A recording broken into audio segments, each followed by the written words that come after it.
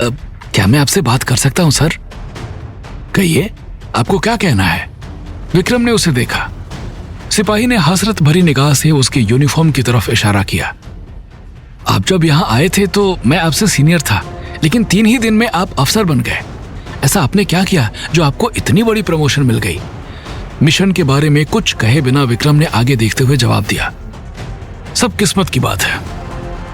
ये किस्मत ही थी जो आज उसे यहाँ तक लाई थी। ट्रेनिंग कैंप से निकलने के बाद किस्मत का एक और दरवाजा उसके लिए खुलने वाला था, कमांडो बनने का। लेकिन ड्राइवर ने हसरत भरी आवाज में कहा, मैं भी कमांडो ही बनना चाहता था सर, लेकिन एक आम सिपाही के लिए यहाँ तक का सफर बहुत मुश्किल होता है। सचमुच आपकी किस्मत बहुत अच्छी है। धन्यवाद, विक्रम ने मुस्कुराकर जवाब दिया। तभी उसे सड़क के किनारे पब्लिक फोन नजर आया। क्या आप 2 मिनट के लिए रुकेंगे? मुझे अपने घर फोन करना है, विक्रम ने ड्राइवर से पूछा। ड्राइवर ने जीप सड़क के किनारे रोक दी। विक्रम की आवाज सुनकर उसके पिता खुश हो गए। कैसा है तू? वहां सब ठीक है ना? सब लोगों के साथ अच्छी तरह रहना, अपने अफसर की सारी बातें ध्यान से सुनना, ट्रेनिंग पूरी ना होने का ज्यादा दुख मत मनाना। फौज में सिपाही बनना कोई छोटी बात नहीं है। विक्रम मुस्कुराने लगा। जब उसके सिपाही होने से उसके पिता इतने खुश थे, तो उसके अफसर बनने का सुनकर उनकी क्या हालत होगी। बाबा, आपको एक खुशखबरी देनी है। मेरा प्रमोशन हो गया, मुझे बहादुरी के लिए मेडल मिला है और साथ ही अफसर बना दिया। विक्रम ने धीरे धीरे पूरी खबर अपने पिता को बताई। क्या कहा तूने? अफसर बना दिया? तू सच बोल रहा है विक्रम? उसके पिता यकीन नहीं कर पाए। विक्रम हंसने लगा। सच बोल रहा हूं बाबा, आप सिपाही विक्रम चौहान से नहीं बल्कि लेफ्टिनेंट विक्रम चौहान से बात कर रहे हो। दूसरी तरफ फोन छोड़कर उसके पिता खुशी से चिल्ला चिल्लाकर पूरे मोहल्ले को यह खबर देने लगे। विक्रम सोच सकता था इस वक्त वहां कैसा माहौल होगा। अगर वो दोबारा फोन पर आ भी गए तो घर वालों और पड़ोसियों के शोर में कोई बात नहीं हो पाएगी। इसलिए उसने फोन काट दिया और वापस आकर जीप में बैठ गया। पहाड़ों के घुमावदार रास्तों का सफर तय करके जब उनकी जीप ट्रेनिंग कैंप तक पहुंची तो दिन ढलने लगा था। तेज चमकीली धूप की जगह सूरज की गुलाबी रोशनी वादियों को और खूबसूरत बना रही थी। छोटी छोटी पहाड़ियों और ऊंचे पेड़ों से घिरे कैंप के अलावा वहां कुछ नहीं था। ड्राइवर ने गेट के सामने जीप रोक दी और विक्रम से कहा, इस कैंप में सबको जाने की इजाजत नहीं है। आप कमांडर की दी हुई चिट्ठी मुझे दीजिए, मैं गार्ड को दिखा देता हूँ। जीप से उतरते हुए विक्रम ने जवाब दिया, उसकी जरूरत नहीं है, आप वापस जा सकते हैं, मैं गार्ड से खुद बात कर लूंगा।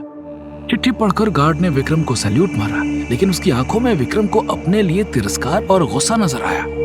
कैंप में दाखिल होते हुए वो यही सोच रहा था कि इस गुस्से की क्या वजह हो सकती है। वो तो इस गार्ड को जानता तक नहीं था और आज पहली बार मिल रहा था। अंदर का नजारा देखकर विक्रम गार्ड के बारे में भूल गया। एक बड़े मैदान में सैनिकों की टुकड़ी लाइन बनाकर खड़ी थी।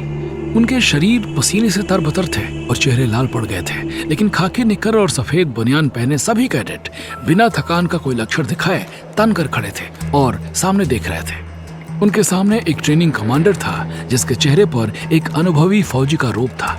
उसके पास जाते ही विक्रम ने सैल्यूट मारकर तेज आवाज में कहा, lieutenant Vikram Chauhan reporting sir. Commander ने माथे पर त्योरियां डालकर उसे देखा, फिर गार्ड से लेकर चिट्ठी पढ़ी। पढ़ते ही उसका चेहरा सख्त हो गया। विक्रम की तरफ गुस्से से देखते हुए उसने पूछा, रिश्तेदारी का फायदा उठाकर आए हो? विक्रम को कुछ समझ नहीं आया। कमांडर ने सामने खड़े सैनिकों की तरफ इशारा किया। ये सभी कड़ी मेहनत करके इतने काबिल हुए हैं कि इस ट्रेनिंग सेंटर में आ सके। अपने अपने कैंप के ये सबसे बेहतरीन कैडेट्स हैं। कितने कंपटीशन पास करने के बाद इन्हें ये मौका मिला है। सिफारिश लेकर यहाँ आने वाले जब खुद को इनके बराबर का समझते हैं तो मुझे बहुत गुस्सा आता है। ट्रेनिंग शुरू होने के 3 दिन बाद तुम अचानक एक चिट्ठी की वजह से इन काबिल सैनिकों के साथ खड़े होना चाहते हो। ऐसा नहीं होगा। मेरे पास कोई सिफारिश नहीं है सर, मेरा कोई रिश्तेदार ऐसी जगह नहीं है। विक्रम ने साफ साफ बता दिया, लेकिन कमांडर को विश्वास नहीं हुआ। उसने व्यंग से हंसते हुए कहा, रिश्तेदारी नहीं तो क्या सजा काटने आए हो यहाँ? ये तुम्हारे सीनियर अफसर ने जबरदस्ती भेज दिया। विक्रम हैरान था कि उसकी सिफारिश करने वाला कौन हो सकता है। वो तो पिछले 2-3 दिन से पहले किसी बड़े अफसर से मिला तक नहीं था। ये सच था कि उसे प्रमोशन और मेडल मिला था, लेकिन क्या ये ट्रेनिंग भी उसे अपनी उसी बहादुरी की वजह से नहीं मिली, या फिर सच में किसी ने उसे सिफारिश पर भेजा है? शायद करिश्मा ने। ये ख्याल आते ही विक्रम चुप रहकर कमांडर की फटकार सुनता रहा। तुम्हारे लिए कोर्स फिर से शुरू नहीं होगा। इन कैडेट्स को जितनी ट्रेनिंग मिल गई है वो तुम्हारे लिए दोहराई नहीं जाएगी। तुम हमेशा इनसे पीछे रहोगे, इसलिए इनके साथ ट्रेनिंग की क्लास नहीं ले सकते। तुम दूर से देख सकते हो, यहाँ जितने भी उपकरण हैं उनका इस्तेमाल कर सकते हो, पर खुद को मेरे बाकी सैनिकों के बराबर समझने की गलती मत करना। हमारे रास्ते में भूल कर भी मत आना। इन सब बातों का ख्याल रखोगे तो 3 महीने बाद तुम्हें पास होने का सर्टिफिकेट मिल जाएगा। विक्रम जानता था कि अगर उसे यहाँ रहना था तो वो कमांडर के खिलाफ नहीं जा सकता था। फौज में सीनियर अफसर की कही बात सबसे ऊपर होती है, फिर चाहे वो गलत हो या सही। इसलिए उसने सैल्यूट मारकर जवाब दिया, मंजूर है सर। कमांडर ने पीछे की तरफ बने कमरे की ओर इशारा करते हुए कहा, कैंप का किचन उस तरफ है। मैंने तुम्हें यहाँ रहने की इजाजत दी है तो तुम्हें भी बदले में कुछ करना होगा। इस कैंप में 30 लोग हैं। आज से उनके खाने की जिम्मेदारी तुम्हारी। दिन में 3 बार समय पर डाइनिंग हॉल में खाना लग जाना चाहिए। किचन के स्टोर में तुम अपने रहने और सोने का इंतजाम कर सकते हो। अब से ठीक 1 घंटे बाद हम सब डिनर के लिए हॉल में मिलेंगे। विक्रम के जवाब का इंतजार किए बिना कमांडर वापस सैनिकों को आदेश देने में जुट गया। जब विक्रम किचन में पहुंचा तो देखा कि वहां खाना बनाने के लिए 3 बड़े और 2 छोटे चूल्हे थे। बर्तन और सामान की कोई कमी नहीं थी, लेकिन पूरे किचन में हवा के नाम पर सिर्फ एक छोटी सी खिड़की थी। कोई पंखा या एग्जॉस्ट फैन तक नहीं था। 3 महीने इस जगह पर रहने के बारे में सोचकर ही उसका दम घुटने लगा। लेकिन फिर उसे करिश्मा का ख्याल आया और उसने अपने मन को मजबूत किया कि करिश्मा के लिए वो कुछ दिन की तकलीफ उठा सकता है।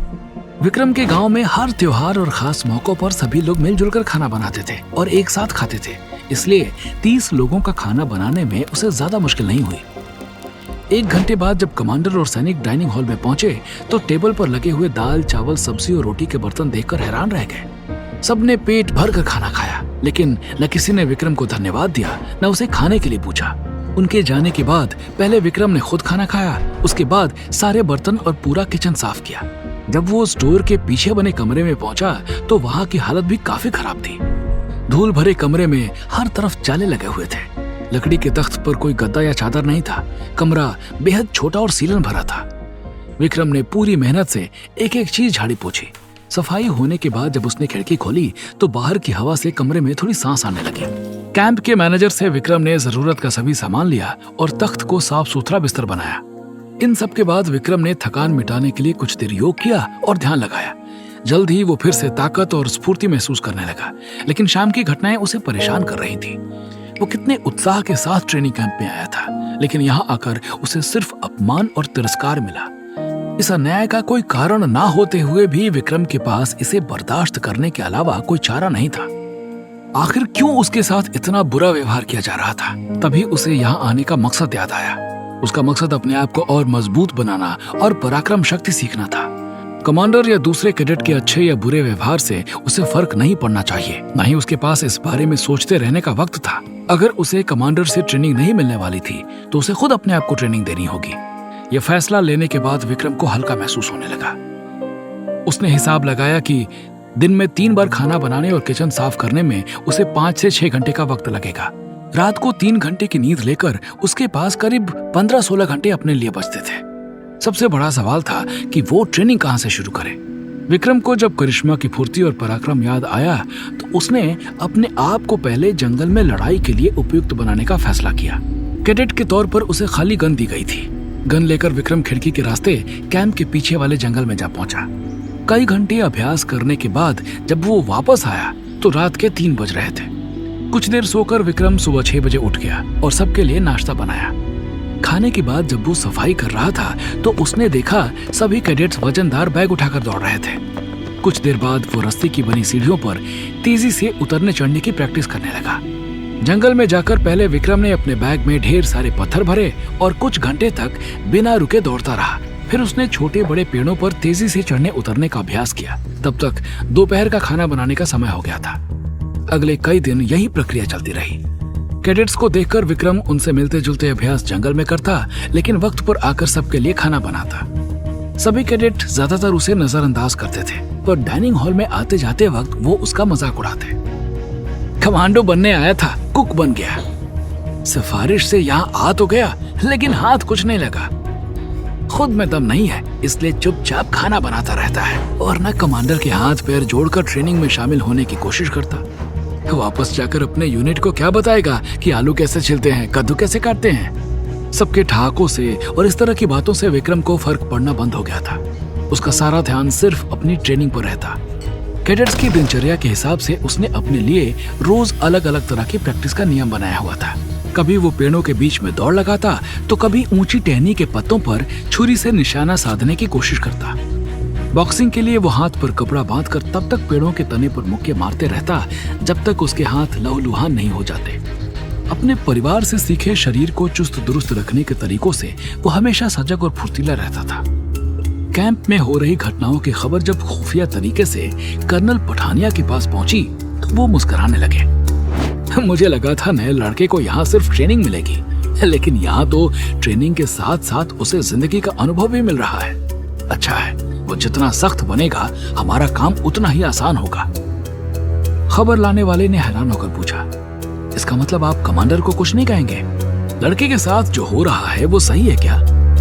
ट्रेनिंग कैंप में सही गलत से ज्यादा ये जरूरी है कि हर कैडेट को मुश्किल से मुश्किल हालात का सामना करने की आदत हो जाए। इस लड़के के लिए ये एक तरह का टेस्ट है। इस हालत में भी अगर वो शांत रहकर अपने आप को मजबूत बनाता रहा तो हमारे लिए बहुत फायदेमंद साबित होगा, कर्नल पठानिया ने समझाया। और रही कमांडर की बात, ट्रेनिंग कैंप के कमांडर के लिए ये जरूरी है कि वो अपने कैडेट्स को डिसिप्लिन में रखें, उनके साथ नरम ना हो और कभी उनका हमदर्द बनने की कोशिश ना करें। कमांडर जो कर रहे हैं उन्हें करने दो। कुछ देर बाद जब वो कमरे में अकेले थे तो कर्नल पठानिया किसी के बारे में सोचकर गर्व से मुस्कुराने लगे। तुम्हारा चुनाव बिल्कुल सही था। कैंप में कुछ दिन बाद सुबह नाश्ते के वक्त विक्रम को पता चला कि आज की ट्रेनिंग में कमांडर गन से निशाना लगाने की तकनीक सिखाने वाले हैं। विक्रम ने फैसला किया कि आज वो पीछे जंगल में नहीं जाएगा। जब सभी कैडेट्स मैदान में इकट्ठे हो गए तो कमांडर ने उन्हें अपनी गन हाथ में लेने के लिए कहा। सबसे दूर एक कोने में विक्रम भी अपनी गन थामे ध्यान से कमांडर की बात सुन रहा था। कुछ देर बाद उसको महसूस हुआ कि कोई उसे घूर रहा है। विक्रम ने नजर उठाकर कैडेट्स की तरफ देखा। हमेशा की तरह किसी का ध्यान उस पर नहीं था। विक्रम फिर से निशाना लगाने के बारे में सुनने लग गया, लेकिन उसे लगातार ऐसा लगता रहा कि उस पर कोई नजर रख रहा है। झटके से विक्रम ने चेहरा कैडेट्स की तरफ घुमाया। एक कैडेट की आंखें विक्रम पर गड़ी हुई थी और उन आंखों में औरों की तरह गुस्सा नहीं था बल्कि खून सवार था। उस कैडेट को देखते ही विक्रम का भी खून खौलने लगा। उसने कभी सोचा भी नहीं था कि उन दोनों की मुलाकात फिर से और ऐसी जगह पर होगी। आखिर कौन था ये नया कैडेट और विक्रम के साथ उसका क्या रिश्ता था? कर्नल पठानिया विक्रम को किसके लिए तैयार कर रहे थे? तो दोस्तों, आगे क्या होगा इस रोमांचक कहानी में? अगला एपिसोड देखने के लिए डिस्क्रिप्शन में दी गई लिंक पर क्लिक करें और देखिए छुपा रुस्तम की पूरी कहानी।